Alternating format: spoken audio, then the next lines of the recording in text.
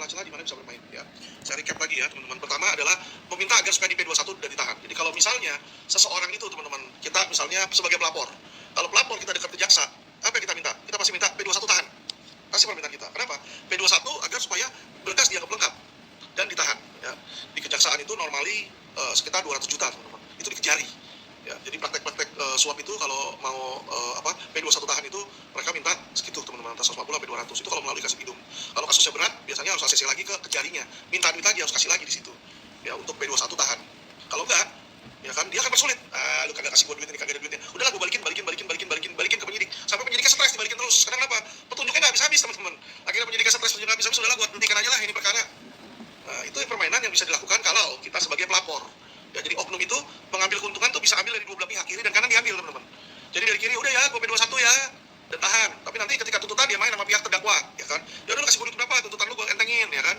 Jadi dia bisa condong nih kalau jaksa, gue mau pihak kiri atau kanan nih, tergantung nih, yang ngasih gue siraman mana lebih gede, gitu. Tapi kalau kita dari sisi terdakwa atau dari sisi tersangka, kita mau bermain sama jaksa, pasti kita minta apa? P21 mati aja udah di situ, ya kan? Dibalikin atau P19 terus.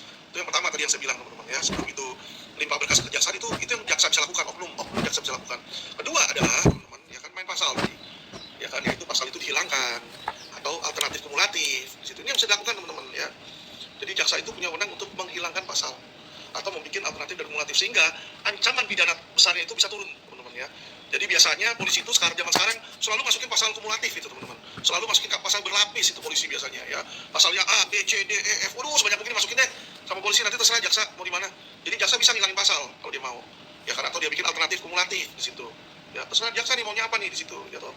Nah, jadi ini yang bisa dilakukan dalam pasal 3 yang tadi kita bilang adalah untuk penangguhan penahanan ya. Jadi kalau mau ditangguhkan ya udah kasus jalan, tapi tangguhkan ya, kalau enggak tahanan kota ya, jadi bisa di luar, itu minta duit juga kadang ya teman-teman. Dan permainan lainnya adalah permainan sakit teman-teman ya, permainan sakit. Jadi gini, jadi kalau di kejaksaan dia sakit di situ, maka yang bisa dilakukan adalah jaksa itu biasa mengeksekusi gitu. Oh dia sakit nih, udah dibantar aja atau diinin ke rutan. Nah di rutan itu biasanya atau di rumah sakit fasilitasnya lebih enak di sana teman-teman ya. Kalau di penjara kan pasti dia punya fasilitas terbatas. Nah kalau di rutan fasilitasnya lebih bagus teman-teman. Apa itu fasilitasnya? Ya fasilitas bisa menggunakan telepon, kadang yang namanya rumah sakit ada AC-nya teman-teman ya, itu bayar biasanya. Lu mau istilahnya liburan lah, lu mau liburan di luar berapa lama nih, apalagi kalau rumah sakitnya teman-teman, rumah sakit Bayangkara atau RS4 ya. Saya pernah teman-teman yang waktu saya ditahan pertama kali itu ya kan, kita lawyer saya ini bermain sama kejaksaan hampir tiap hari, saya nggak pernah di penjara teman-teman, saya di rumah sakit. Nah kalau di rumah sakit itu lebih bebas. Kenapa? Nanti dikawal oleh suster satu sama polisi satu, kita bisa setiap hari keluar teman-teman. Jadi dulu ya teman-teman, ini ketika anak saya masih umur setahun, ini belasan tahun yang lalu, saya masih bandel-bandelnya ya kan, kalau malam itu saya keluar teman-teman, kaleksis teman-teman. Jadi dalam tahanan itu dikawal, jaganya satu, jaksa juga tahu gitu kan, jaksa tahu, dia tutup mata, udah lu yang penting kan lu sakit kan gitu kan.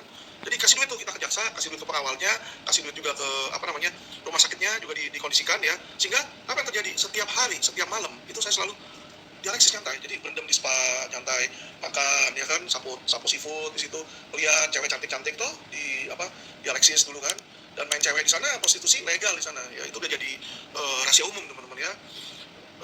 Udah jadi rahasia umum, semua orang tahu lah, tapi nggak bisa dibuktikan aja itu ya. Nah, itu bisa dilakukan dengan koordinasi dengan jaksa teman-teman. Jadi inilah apa yang uang bisa beli di kejaksaan ya. Bukan maksud saya mengajari teman-teman, jadi untuk supaya teman-teman waspada. Jadi kalau kalian misalnya jadi pelapor, kalian harus waspada, si lawan ini akan bermain apa nih kalau pelapor nih kan. Wah, dia akan bermain P19 mati misalnya. Wah, repot kita kalau pelapor, kita sebagai pelapor dia sogok oknum jaksa terus P19 mati, kasusnya hilang itu ya toh, mati udah itu kasus toh ya. Jadi hal-hal seperti ini ya, melalui video ini saya harapkan adalah satu, adanya pembenahan di kejaksaan ya. Jadi udah gak zaman lagi ya, kayak sekarang ini Jampidum, Jaksa Agung ya, tutup mata membodohi masyarakat. Itu udah gak zaman dengan P19 kasus investasi bodong Indosuria. Kenapa? Kemarin belum lama PT WBN baru naik ke kejaksaan ya toh, sama ditahan juga di Mabes, kagak ada diminta tuh audit, kagak ada minta untuk periksa seluruh korban, kagak, cuma yang di BAP doang ya kan. Nah makanya kenapa kita bisa curiga ketika dilakukan tebang pilih dalam pemenuhan petunjuk teman-teman ya di situ. Jadi video ini juga saya tunjukkan kepada Jaksa Agung. Tadi saya sudah bongkar ya, di mana oknum-oknum bisa bermain di situ teman-teman ya. Dan sampai sekarang contoh jaksa yang menyidangkan saya pun tidak dihukum oleh kejaksaan ya, masih menyidangkan lagi di situ kasus yang sama. Padahal dia sudah terbukti ya kan, sudah diaduin menerima suap, ada rekamannya juga itu dari pihak leasing. Pihak leasing mengakui uangnya itu dikasih ke jaksa tersebut, dan saya ada rekaman dari orang leasing tersebut ya teman-teman. Jadi di sini bukti bahwa penanganan dari kejaksaan untuk memberantas oknum jaksa itu kalau menurut saya masih cuma omong kosong teman-teman ya. Jaksa Agung mau membenahi itu masih omong kosong, itu satu. Kedua, ya kan, bagaimana Jaksa Agung bisa adil kalau seseorang seperti saya diadili 2 kali, ya kan, diadili 2 kali, dipaksain kayak begini. Bahkan yang paling aneh lagi, ya kan, jaksa-jaksa, oknum-oknum jaksa tersebut memaksakan kepada hakim agar supaya saya ditahan. Ini yang lucu, ya kan, ini yang lucu. Jadi upaya penahanan itu kalau di KUHP disebut adalah upaya paksa. Upaya paksa kenapa? Karena dia mencederai hak asasi manusia. Ya, ini oknum jaksa yang bermain di kasus saya bicara tentang faktual ya. Jadi ada jaksa ini yang namanya Sisro Astuti. Ketika sidang waktu itu, dia minta sama hakim, yang mulia, hakimnya waktu itu namanya Asyadi Sembiring. Yang mulia hakim, saya minta Alvin supaya ditahan. Karena dia sakit, nggak hadir-hadir terus. Orang sakit ditahan, bukan orang sakit masuk rumah sakit, tapi orang sakit disuruh ditahan. Hakim bilang, Ibu jaksa, kamu ngerti hukum tidak Ibu jaksa? Alvin ini sudah menjalani masa tahanan maksimal yang diperbolehkan oleh undang-undang. Jadi kalau dalam masa persidangan, maksimal penahanan yang boleh dikenakan terhadap saya adalah 90 hari atau 3 bulan. Dan itu sudah saya jalanin full 3 bulan. Nah, kenapa di KUHP itu diberikan masa maksimal? Diberikan masa maksimal karena untuk menghindari adanya pelanggaran HAM. Karena seseorang itu sudah pastinya diberikan waktu. Nggak bisa dong orang, wah saya tuduh kamu, saya dakwakan kamu melakukan pencurian misalnya. Saya tahan. Berapa batas waktu penahanan? Kagak ada batas waktu. Ya kan? Jadi 5 tahun ditahan dalam sidang. Proses persidangan 5 tahun, dia bikin lama, sidangnya dilama-lamain 5 tahun ditahan. Kan lucu, nggak boleh kayak gitu. Ancamannya aja 4 tahun, makanya itulah dibikin. Ada maksimal. Kemarin itu saya udah ditahan 9 bulan, teman-teman. 4 bulan di kepolisian mentok saya ditahan, 2 bulan di kejaksaan mentok, dan di pengadilan 3 bulan mentok itu udah saya jalanin.